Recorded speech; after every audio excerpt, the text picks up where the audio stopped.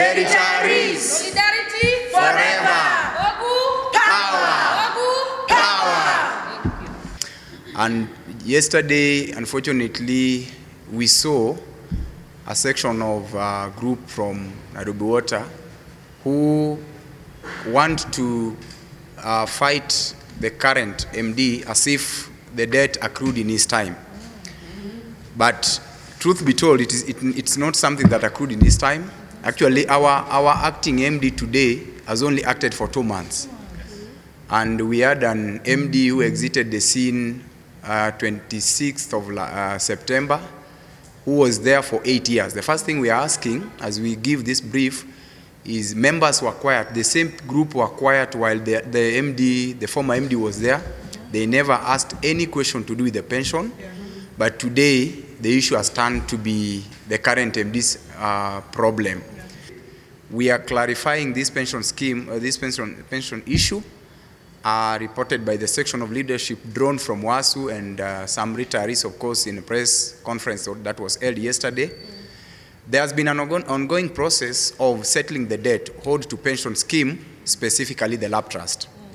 The process has been in engagement for the last 3 or so years, and recently, after we, who are here, then as members of KUASE, raised the issue for its settlement at the benefit of the LAP Trust members.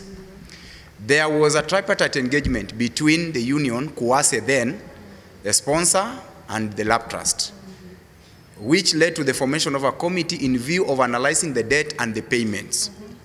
The committee gave options for payment, e.g. borrowing loans from the banks and etc. When such proposal reached the Attorney General's office, the advice was that Nairobi City Water and Sewerage Company cannot pay, it is the county to pay. That was the advice from the county. The matter progressed to the Senate and a committee was formed then, having representatives from the county, LAP Trust and the Treasury. This committee is led by none other than the CS, John Mbadi, the CS for Treasury. And Nairobi City County government is in talks with the national government for settlement of debts owed to the county in form of land compensation, contribution in lieu of rates, and parking. That was a commitment that came from Nairobi City County government. The committee members that drew these came from all the union, and what amazes us is part of those people who are saying they want this thing to be paid overnight were part of that committee. First of all, we've talked about accountability for the pension scheme, that is LAP Trust. Number 2 is that the other team has called pensioners to come and, of course, picket against Nairobi Water. As in, it is like, it is Nairobi Water's burden, and yet they understand how this thing has came through. Until now, it is between the county government and the national government. You see, Nairobi Water is a small fish in this case. So after this thing was now put before the county government and now the national government, if at all we are to go on rampage today and to put anyone accountable, then it should be the national government and the county. Yes, not Nairobi Water, because you understand the Attorney General's advisory was now let this burden be carried by who? By the county government. And the county government then pushed it to the national government. So if at all we are to go, if we are to call the pensioners today, we are to call pensioners not against Nairobi Water. Because what we are seeing is that it's a scare of Nairobi Water. It's not like they want to use this to push for pension as such. If they are pushing for pension, let them honor the spirit of this letter. If you honor the spirit of this letter, then let's go for the national government and the county government. We are also making a demand as union that when you are doing this, there should be accountability on LAP Trust side. One of the things we have continually asked is the formula for the calculation of the pension scheme. The formula that they are using is way back. That is the formula that was there in 2008. From 2008 up to 2025, those are how many years? It is many years.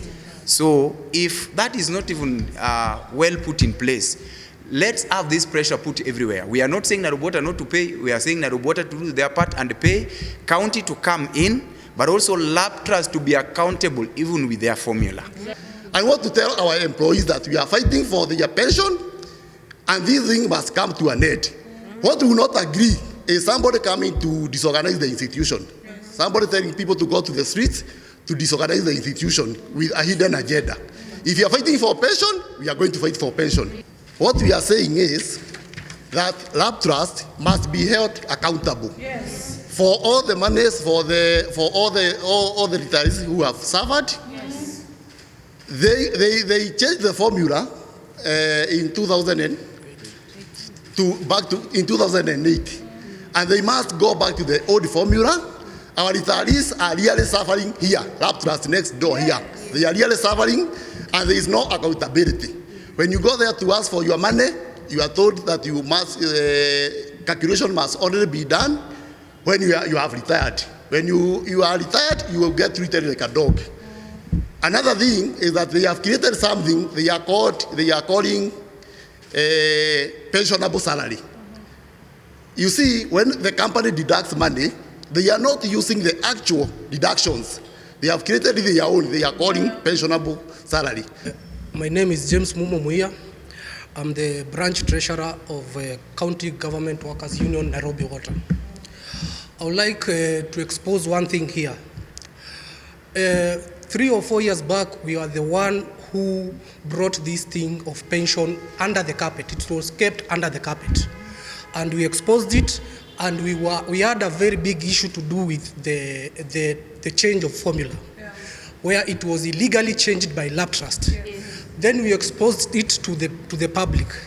Now today we can see one former trustee of lab trust who now has a union by the name WSWU. The lady who has a union by the name WSWU is going around telling retirees to come for picketing. This picketing is for our own benefit. Yes. We are very much aware. She wrote to the employer of Nairobi City Water and Sewage Company. She told the employer that she would like to be working, to be a full-time employee of the union from 8 to 5, working for the union as a general secretary of that union. But she'll want to be paid by Nairobi Water. She still wants to be an employee of Nairobi Water. So that is the reason she's taking the retirees to the streets. She wants to negotiate her way back. We are very much aware she has been talking to some politicians around. Some politicians have been calling our offices asking if she can be reinstated. After that act, that is when her salary was stopped. After writing to the employer, her salary was stopped because she wanted to coerce employer to be so that she can be a ghost worker. So we are very much aware of that. So we are telling all workers and all retirees, we started this thing, we are going to fight it with them, we are going to make sure all their monies are paid. Okay, so my name is Diana Gloria. I'm the Assistant Treasurer, Kenya County Government Workers Union. On issues about pensions, we are talking about unremittance of pension money. This was in the year between 2012 to 2017. During this time, this said person was the branch secretary in the union. The same person was the trustee. The workers had entrusted her to be the representative in the pension. And for me to educate even our own workers is, what is the role of a trustee? One of the roles of a trustee is to ensure that our pension money has been remitted from the employer to the pension. And after it has reached the pension place, you have to ensure accountability at the pension side, that this money has been well invested. And by the time that I'll be on exit, I'm supposed to be getting my money timely, without any issues. Right now, as we speak, as workers of Nairobi Water, we have our ex-workers who are right now crying because at the time of their exit, they cannot even tell how much they are going to get. They cannot even predict how much I'm supposed to be going back home with. The RBA Act is so clear that states, If the pension does not remit money to you, you are supposed to go to court. Now, why did the pension not even go to court to go and say why, to go and complain to court, to go and complain and say why Nairobi Water did not remit the pension money? So this even makes us to feel the pension, the lab trust pension, the trustee, these people are in one cocoon. These people are not for the workers. Right now, we have a formula that every day we question. If the money was to be paid today, will the formula go back to its former state?